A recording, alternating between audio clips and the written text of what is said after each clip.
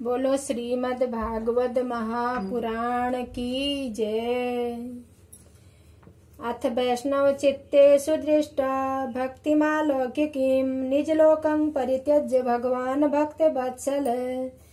श्री सूत जी ने कहा, हे शौनक, इस प्रकार अपने भक्तों के चित्त में भक्ति को अलौकिक देखकर वनमाला को धारण किए हुए मेघ वर्ण पीताम्बरधारी भक्तों के मन को हरने वाले कमर में करघनी पहने हुए चमक रहे मुकुट और कुंडलों से शोभायमान त्रिवली से ललित कौस्तुभ मणि से विराजित कोटि कामदेव के समान कांतिमान हरिचंदन से लिप्त परमानंद चिदानंद स्वरूप मधुर मूर्ति मुरलीधर भक्त वत्सल भगवान भी बैकुंठ को छोड़कर अपने निर्मल भक्तों के हृदय में बस गए। बैकुंठवासी जो उद्धव आदि वैष्णव थे वे भी कथा श्रवण के लिए गुप्त रूप से आए और बैठकर कथा सुनने लगे। तब वहाँ चारों ओर जय जय शब्द होने लगा। अलौकिक भक्ति रस की वृद्धि हुई। गुलाल अबीर आदि चूर्णों की और पुष्पों की वृष्टि होने लगी तथा बार बार शंख ध्वनि होने लगी। उस सभा में जितने लोग उपस्थित थे वे सब लोग अपने देगे को भूल गए। तब श्री नारद जी ने इस प्रकार उनकी तन्मय अवस्था को देखकर कहा, हे मुनीश्वरों, आज हमने सप्ताह की बड़ी अलौकिक महिमा देखी है, जिससे यहाँ पर अव्यवस्थित मूढ़ दुष्ट षट पशु पक्षी सभी निष्पाप हो गए हैं। इसलिए इस कलयुग से आक्रांत मृत्युलोक में चित्त की शुद्धि के लिए तथा पापों के समूह का नाश करने के लिए श्रीमद् भागवत कथा को छोड़कर और कोई दूसरा उपाय नहीं है। हे मुनीश्वरों, आप लोग बड़े दयालु हैं। आप लोगों ने लोक का हित करने की इच्छा से ये मार्ग प्रकाशित किया है। इसीलिए यह बतलाए, कथा का श्रवण करने से कौन कौन से पापी मुक्त हो जाते हैं। तब मुनि कुमार कहने लगे, हे नारद, जो लोग निरंतर पाप करते रहते हैं, दुराचार के प्रेमी कुमार्गामी हैं, क्रोध रूपी अग्नि से रात दिन जल रहे हैं तथा जो कुटिल और कामी हैं, उन लोगों की सप्ताह यज्ञ से मुक्ति होती है। जो सत्यहीन, माता पिता की निंदा करने वाले, रात दिन तृष्णा से व्याकुल, ब्रह्मचार्य आश्रम धर्म से हीन, जो दंभी पाखंडी डाही और हिंसक हैं, वे लोग कलयुग में सप्ताह रूपी यज्ञ से पवित्र हो जाते हैं। जो लोग सबसे छल कपट करने वाले हैं, क्रूर स्वभाव के हैं, पिशाच की तरह दया शून्य हैं तथा ब्राह्मण के धन को खाने वाले और व्यभिचार करने वाले हैं, कलयुग में ये 5 उग्र महापाप करने वाले इस सप्ताह रूपी यज्ञ में पवित्र हो जाते हैं। जो मूर्ख मनसा वाचा कर्मणा रात दिन हठ पूर्वक पाप करते रहते हैं, जो नीच दुष्ट अंतःकरण वाले दूसरे का धन खाकर मस्त फिरते हैं, वे इस कलयुग में सप्ताह रूपी यज्ञ से पवित्र हो जाते हैं। इस विषय में तुम्हें एक प्राचीन इतिहास सुनाता हूँ, जिसके सुनने से ही पाप दूर हो जाते हैं। हे नारद, प्राचीन काल में तुंगभद्रा नदी के किनारे एक नगर था, जिसमें चारों वर्ण सत्यवादी और अपने सत्कर्म में तत्पर रहते थे। उस नगर में संपूर्ण वेद और स्रोत स्मार्त कर्म से निष्पात दूसरे सूर्य के समान तेजस्वी आत्मदेव नामक एक ब्राह्मण रहता था। वह धनी होते हुए भी भिक्षाटन करता था। उसकी सुंदर तथा अच्छे कुल में उत्पन्न धुंधली नाम की स्त्री थी, जो अपनी बात को ही पुष्ट करने वाली थी। वह दुनिया भर की बात करने में तत्पर, क्रूर प्रकृति की बकवाद करने वाली, घर के कार्य में शूर, कृपण तथा सदा झगड़ा करने वाली थी। इस प्रकार वे दोनों ही स्त्री पुरुष बड़े आनंद के साथ अपना जीवन बिता रहे थे।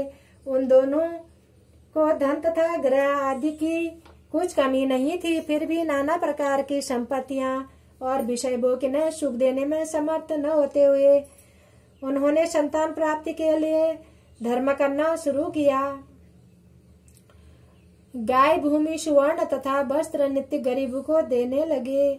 इस प्रकार उन्होंने अपना आधा धन पुण्य मार्ग में लगा दिया, तो भी उन्हें पुत्र नहीं हुआ और न कोई पुत्री हुई। अतः वह ब्राह्मण बहुत चिंता युक्त हुआ। एक दिन वह ब्राह्मण दुख के कारण घर छोड़कर वन में गया और मध्याह्न के समय तृषणित होकर एक तालाब के समीप पहुंचा। पुत्र के दुख से अत्यंत दुर्बल वह जल पीकर वहीं बैठा था। इतने में वहां पर कोई सन्यासी आ गया। जब आत्मदेव ने देखा वह सन्यासी जल पी चुका है, तब उसके पास गया और प्रणाम करके लंबी लंबी सांस लेता हुआ उसके सम्मुख खड़ा हो गया। सन्यासी ने कहा, हे ब्राह्मण, तुम क्यों रोते हो? तुमको कौन सी बड़ी चिंता है? तुम अपने दुख का कारण हमसे कहो। ब्राह्मण ने कहा, हे ऋषि, पाप से एकत्रित किया हुआ अपना दुख मैं आपसे क्या कहूँ? मेरे पूर्वज उष्ण जल पी रहे हैं। हे ऋषि, मेरे द्वारा बड़े आदर से दिए हुए जो भी ब्राह्मण तथा देवता ग्रहण नहीं करते, पुत्र न रहने से दुखी में प्राण त्यागने के लिए यहाँ पर आया हूँ। अहो, पुत्र के बिना जीवन को धिक्कार है, घर को धिक्कार है, पुत्र रहित मनुष्य के धन को धिक्कार है तथा संतति के बिना कुल को भी धिक्कार है। स्त्री की बात तो दूर रख दीजिए, जिस गाय को मैं पालता हूँ वह भी बंध्या हो जाती है। जिस वृक्ष को लगाता हूँ फल नहीं आता, जो फल मेरे घर आता है वो भी शीघ्र नष्ट हो जाता है। ऐसे अभागी पुत्र रहित मेरे जीवन से क्या प्रयोजन? ऐसा कहकर जब वह दुख के कारण उसके पास रोने लगा उच्च स्वर में, तब उस सन्यासी को दया आ गई। उन्होंने उसके ललाट में लिखे हुए अक्षरों को बांचा और संपूर्ण वृत्तांत जानकर विस्तार पूर्वक कहने लगा। सन्यासी ने कहा, हे विप्र, प्रजारूपी अज्ञान को छोड़ो, क्योंकि कर्म की गति बलवान होती है। इससे विचार कर संसार की वासनाओं को छोड़ो। हे ब्राह्मण, सुनो, मैंने तुम्हारे प्रारब्ध का अवलोकन किया। तुम्हारे प्रारब्ध में 7 जन्म तक पुत्र नहीं लिखा है। हे विप्र, पुत्र से आज तक किसी को सुख नहीं मिला। पुत्र के कारण ही राजा सगर ने दुख पाया। पूर्व काल में राजा अंग अपने बेन नामक पुत्र की दुष्टता से दुखित होकर घर बार छोड़कर जंगल में चले गए। इसे हे ब्राह्मण, पुत्र की आशा छोड़ो, संन्यास में ही पूर्ण सुख है। ब्राह्मण ने कहा, हे सन्यासी जी, विवेक से मेरा क्या होगा? मुझे तो पुत्र दो, नहीं तो मैं तुम्हारे सम्मुख अपने प्राणों को छोड़ता हूँ। ऐसा मालूम होता है कि पुत्र के सुख से रहित यह संसार शून्य है। इस संसार में पुत्र आदि से युक्त गृहस्थाश्रम ही सबसे सरल है। इस प्रकार ब्राह्मण के आग्रह को देखकर उस यति ने कहा, हे आत्मदेव, ब्रह्मा के लिखे को मिटाने से राजा चित्रकेतु को भी कष्ट हुआ। दैव के विपरीत होने के कारण पुत्र से तुम्हें सुख प्राप्त नहीं होगा। तुम हठी हो, तुमसे क्या कहूँ? उसके आग्रह को देखकर सन्यासी ने उन्हें एक फल दिया और कहा, इस फल को अपनी पत्नी को दे देना। तुम्हारी पत्नी स्त्री सत्यता पवित्रता से युक्त होकर दया दान करेगी, एक समय भोजन कर 1 वर्ष तक नियम करेगी तो अच्छा पुत्र प्राप्त होगा। ऐसा कहकर वह योगी चला गया और ब्राह्मण भी घर आकर वह फल स्त्री को देखकर कहीं चला गया। उसकी स्त्री बड़ी कुटिल थी, सखियों के सामने रोने लगी और कहने लगी, मुझे बड़ी चिंता है, मैं फल नहीं खाऊंगी, क्योंकि फल खाने से गर्भ रहेगा और गर्भ से पेट बढ़ जाएगा, जिससे अल्प भोजन होगा और मेरी शक्ति कम हो जाएगी। फिर मुझसे घर का कार्य कैसे होगा? यदि देववश गांव में डाकू आ गए तो मैं कैसे घर से भागूंगी? कहाँ सुख के सदृश गर्भ अधिक दिन तक रह गया तो फिर वह कुक्ष से बाहर कैसे निकलेगा? यदि कहीं तिरछा हो जाएगा तो मेरा मरण हो जाएगा, प्रसव में बड़ा दुख होगा, उसे सुकुमारी में कैसे सह सकूंगी? जब मुझे पुत्र होगा तब मैं दुबली हो जाऊंगी, उस समय ननद मेरा संपूर्ण धन ले जाएगी, और जो सत्य शौचादि नियम है वे भी तो बड़े कठिन दिखते हैं।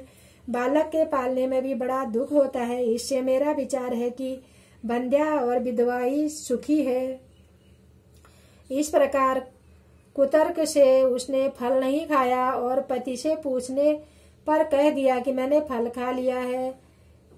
एक समय उसकी बहन आई, तब उसके सम्मुख सारी बातें उसने कह दी कि मुझे बड़ी चिंता है, उस चिंता के कारण मैं दुर्बल होती जाती हूँ, क्या करूँ?